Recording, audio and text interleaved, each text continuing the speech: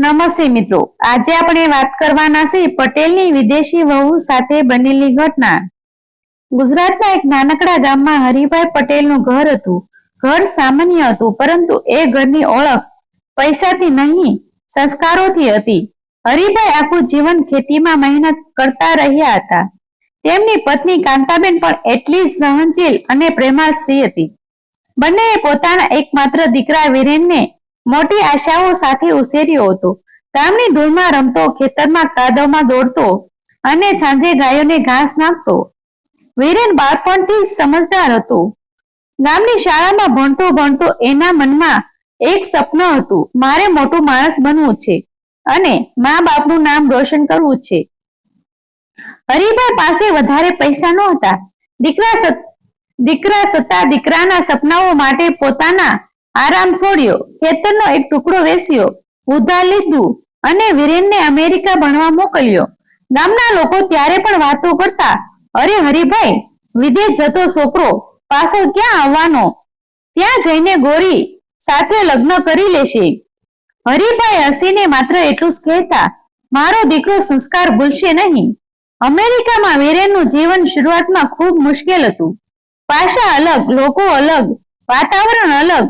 દિવસોમાં કોલેજ અને રાત્રે નોકરી કરીને એણે પોતાનું ભણતર પૂરું કર્યું. એ જ કોલેજમાં એની મુલાકાત એમિલી નામની એક યુવતી સાથે થઈ. એમિલી સુંદર હતી, પણ એનો સૌથી મોટો ગુણ એનો સાદગીભર્યો સ્વભાવ હતો. વીરેન જ્યારે ભારત, ગામ અને પોતાના પરિવાર વિશે વાત કરતો, ત્યારે એમિલી ખૂબ ધ્યાનથી સાંભળતી. વીરેન ઘણીવાર પોતાની માને બનાવેલી ખીચડી, ગામની ચા, સવારના મંદિરોમાં વાગતા ઘંટ અને ખેતરમાં પડતી વરસાદની સુગંધ વિશે વાત કરતો. એમિલીને એ બધું કોઈ ફિલ્મ જેવું દુનિયા લાગતું. ધીમે ધીમે બંને વચ્ચે મિત્રતા વધી ગઈ અને પછી પ્રેમ થયો. વીરેનને એક ડર હતો, શું એક અમેરિકન છોકરી મારા ગામ અને પરિવારને અપનાવી શકશે? પરંતુ એમિલીએ એને કહ્યું, પ્રેમ માત્ર બે લોકો વચ્ચે નહીં, બે પરિવારો વચ્ચે પણ હોવો જોઈએ. થોડા સમય પછી બંનેએ લગ્ન કરી લીધા. જ્યારે ગામમાં ખબર પડી કે વીરેને અમેરિકન છોકરી સાથે લગ્ન કરી લીધા છે, ત્યારે આખું ગામ ચર્ચાઓથી ગરમ થઈ ગયું. કોઈ કહે હવે હરિભાઈનું ઘર બગડ્યું, કોઈ કહે ગોરી વહુને શું ખબર આપણા સંસ્કારની. ગામની મહિલાઓ વાડીઓમાં ઊભી રહીને કહેતી, આવી છોકરીઓ જીન્સ ટોપ પહેરે, પાર્ટી કરે, સાસુ સસરાને વૃદ્ધાશ્રમમાં મૂકી દે. કેટલાક લોકો હરિભાઈને દયા દર્શાવતા કહેતા, તમારા વૃદ્ધાશ્રમના દિવસો હવે ખરાબ જશે. હરિભાઈ બહારથી શાંત રહેતા, પણ અંદરથી ચિંતિત હતા. કાંતાબેન ભગવાનને પ્રાર્થના કરતી કે હે ભગવાન, મારી વહુ ભલે વિદેશી હોય, પણ ઘરને જોડનારી હોવી જોઈએ. કેટલાક મહિનાઓ પછી વીરેન અને એમિલી ગામડે આવવાના હતા. આખું ગામ ઉત્સુક હતું. એરપોર્ટ થી કાર ગામમાં પ્રવેશી ત્યારે બાળકો દોડીને જોવા લાગ્યા. દરેકના મનમાં એક જ ચિત્ર હતું, ચશ્મા પહેરેલી, ટૂંકા કપડા પહેરેલી ગોરી છોકરી. પરંતુ કારમાંથી જ્યારે એમિલી બહાર આવી, ત્યારે સૌ આશ્ચર્યમાં પડી ગયા. એને સુંદર સાડી પહેરેલી હતી, હાથમાં સુડીઓ હતી અને કપાળ પર નાની બિંદી હતી. એ સ્મિત સાથે હરિભાઈ અને કાંતાબેન તરફ આગળ વધી. ગામના લોકો શ્વાસ રોકી જોઈ રહ્યા હતા. એમિલી ધીમેથી બંનેના પગે પડી અને ગુજરાતી ભાષામાં તૂટક શબ્દોમાં બોલી, મને આશીર્વાદ આપો મા બાપુજી. કાંતાબેનની આંખોમાં તરત જ આંસુ આવી ગયા. હરિભાઈના હોઠ કંપી ઉઠ્યા. ગામના લોકો એકબીજાને જોઈ રહ્યા હતા. જેને લઈને શંકા હતી, એને પહેલા જ દિવસે સૌના દિલ જીતી લીધા. બીજા દિવસે સવારે ગામમાં હજુ અંધારું હતું. કુકડો ભાગ આપી રહ્યો હતો. કાંતાબેન ઉઠીને રસોડામાં ગઈ તો જોયું કે એમિલી પહેલેથી જાગી ગઈ હતી. એણે ચણિયા ચોળી પહેરેલી હતી અને રસોડું સાફ કરી રહી હતી. કાંતાબેન આશ્ચર્યથી પૂછે, બેટા, તું આટલી વહેલી કેમ ઉઠી ગઈ? એમિલી હસીને બોલી, માં, તમે રોજ મહેનત કરો છો, આજે હું મદદ કરું. થોડા સમય પછી ગૌશાળામાં ગઈ. ગામની સ્ત્રીઓ દૂરથી જોઈ રહી હતી. ગોરી વહુ પોતાના હાથથી ગાયને ઘાસ ખવડાવી રહી હતી. પાણી ભરી રહી હતી અને ગાયના માથા પર પ્રેમથી હાથ ફેરવી રહી હતી. ગામને એક વૃદ્ધ મહિલાએ આશ્ચર્યથી કહ્યું, આવી વહુ તો આપણા ગામની છોકરીઓ પણ ના હોય. દિવસો પસાર થતા ગયા અને એમિલી ધીમે ધીમે આખા ગામનું દિલ જીતવા લાગી. એ ગુજરાતી શીખતી હતી, નાના બાળકો સાથે રમતી અને વૃદ્ધોને કેમ છો પૂછીને વાતો કરતી હતી. સૌથી મોટી વાત એ હતી કે એ ક્યારેય પોતાના વિદેશી જીવનનો ગર્વ કરતી નહોતી. એક દિવસ ગામની મહિલાઓએ પૂછ્યું, તમે અમેરિકામાં એટલું વૈભવ છોડીને અહીં કેવી રીતે ખુશ રહો છો? ત્યારે એમિલીએ ખૂબ પ્રેમથી જવાબ આપ્યો, અમેરિકામાં પૈસા છે, મોટી ઇમારતો છે, પણ અહીં જે પરિવારનો પ્રેમ છે એ દુનિયાના કોઈ વૈભવમાં નથી. આ શબ્દ સાંભળીને સૌ મૌન થઈ ગયા. કાંતાબેન એમિલીને ગુજરાતી રસોઈ શીખવતી હતી. શરૂઆતમાં રોટલી ગોળ બનતી નહોતી. ગામની મહિલાઓ હસતી હતી, પરંતુ એમિલી પણ હસીને ફરી પ્રયાસ કરતી. થોડા સમયે એ એટલી સારી રસોઈ બનાવતી થઈ ગઈ કે હરિભાઈ કહેતા, હવે તો અમારી વહુના હાથનું દાળ ભાત વગર જમવાનું અધૂરું લાગે. વીરેન પણ અંદરથી ખુશ હતો. એને ડર હતો કે કદાચ એમિલીએ ગામ ગમશે નહીં, પરંતુ હવે એને સમજાયું કે સાચો પ્રેમ દેશ કે ભાષા નથી જોતો. એક દિવસ ગામમાં મોટી પૂજા રાખવામાં આવી. આખું ગામ એકઠું થયું. ત્યાં એમિલીએ પરંપરાગત ગુજરાતી વસ્ત્રોમાં આરતી કરી. ગામની મહિલાઓએ એની સાથે ગરબા રમવા લાગી. જે લોકો પહેલા એની નિંદા કરતા હતા એ જ લોકો હવે વખાણ કરતા હતા. એક વૃદ્ધ માણસ બોલી ઉઠ્યો, આ છોકરી ભલે વિદેશમાં જન્મી હોય પણ દિલથી તો સંપૂર્ણ ભારતીય છે. ગામમાં આવ્યા પછી થોડા જ સમયમાં એમિલી માત્ર હરિભાઈના ઘરની વહુ નહોતી, પરંતુ આખા ગામની દીકરી બની ગઈ હતી. જે લોકો પહેલા એની પાછળ વાતો કરતા હતા એ લોકો હવે એની સામે આવે ત્યારે પ્રેમથી વાતો કરતા હતા. ગામની સ્ત્રીઓ કહેતી, આવી વહુ તો નસીબદારને જ મળે. પરંતુ એમિલી માટે આ બધું કોઈ દેખાડો નહોતો. એ ખરેખર દિલથી આ પરિવાર અને ગામનો પ્રેમ કરવા લાગી હતી. સવારે સૂર્ય ઉગે તે પહેલા જ એ ઉઠી જતી. પહેલા ઘરમાં દીવો કરતી, પછી ગૌશાળામાં જઈ ગાયોને ચારો નાખતી અને ત્યારબાદ કાંતાબેન સાથે રસોડામાં કામ કરતી. ધીમે ધીમે એ ગુજરાતી એટલી સારી રીતે શીખી ગઈ કે હવે ગામમાં બાળકો સાથે હસતા રમતા વાતો પણ કરતી. હરિભાઈ ઘણીવાર ભગવાનનો આભાર માનતા કે દુનિયા ગમે તેટલું બોલે પણ ભગવાને અમને હીરા જેવી વહુ આપી.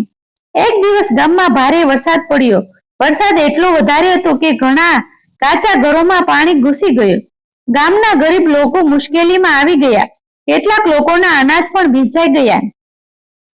ગામમાં હાહાકાર મચી ગયો. એ સમયે એમિલીએ વીરેનને કહ્યું, આ લોકો આપણા પરિવાર જેવા છે, આપણે મદદ કરવી જોઈએ. વીરેન અને એમિલીએ તરત જ ઘરમાંથી અનાજ, કપડાં અને જરૂરી વસ્તુઓ કાઢીને લોકો સુધી પહોંચાડવાનું શરૂ કર્યું.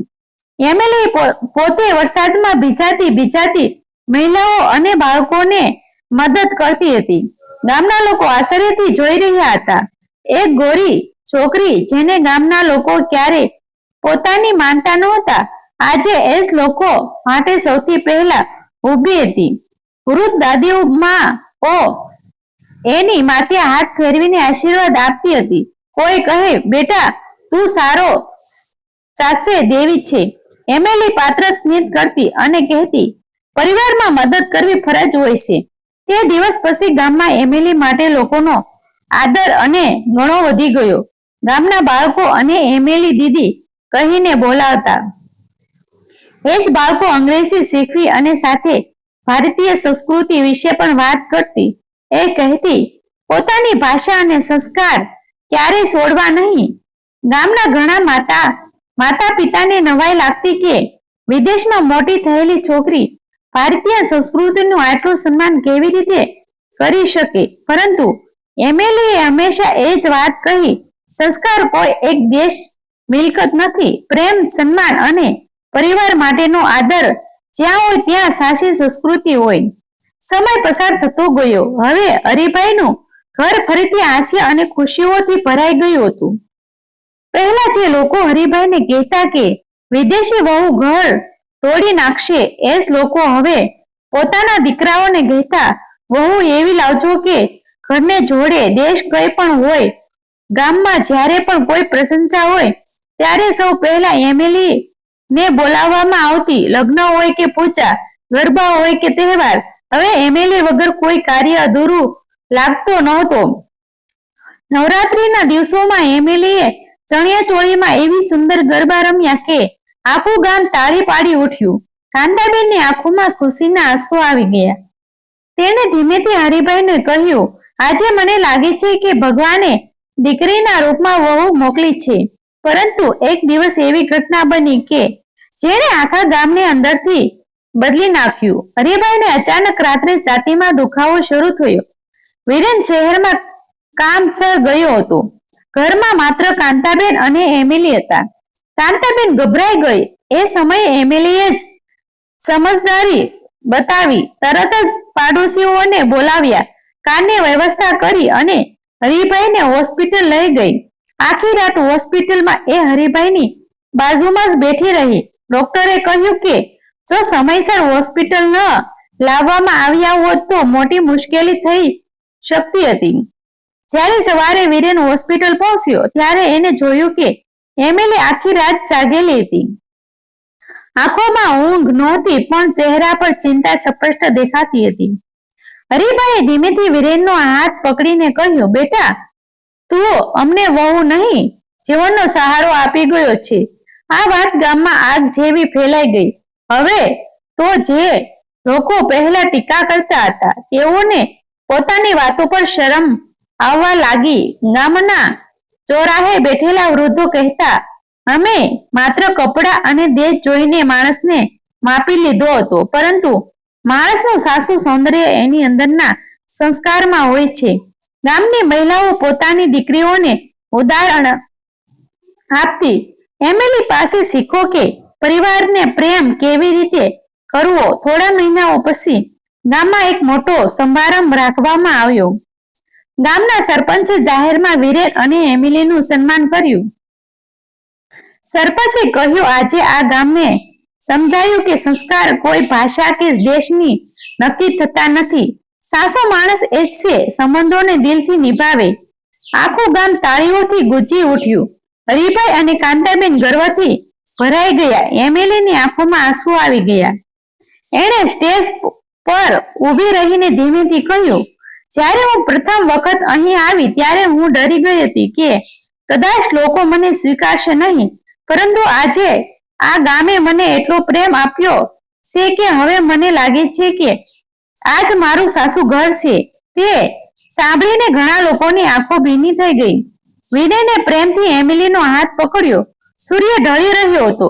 ગામના મંદિરના ઘંટ વાગી રહ્યા હતા અને એ ક્ષણે આખા ગામને એક મોટી શીખ મળી ગઈ. માણસની ઓળખ એની ચામડીના રંગની કે દેશની નહીં, પરંતુ એની અંદરના પ્રેમ, સંસ્કાર અને પરિવાર માટેના સમર્પણની થાય છે. અને એ જ દિવસ પછી જ્યારે પણ ગામમાં કોઈ વિદેશી લોકો વિશે ખોટી વાત કરતું ત્યારે તરત જ કોઈ એક માણસ હસીને કહી દેતો, પહેલા હરિભાઈની એમિલીને યાદ કરો.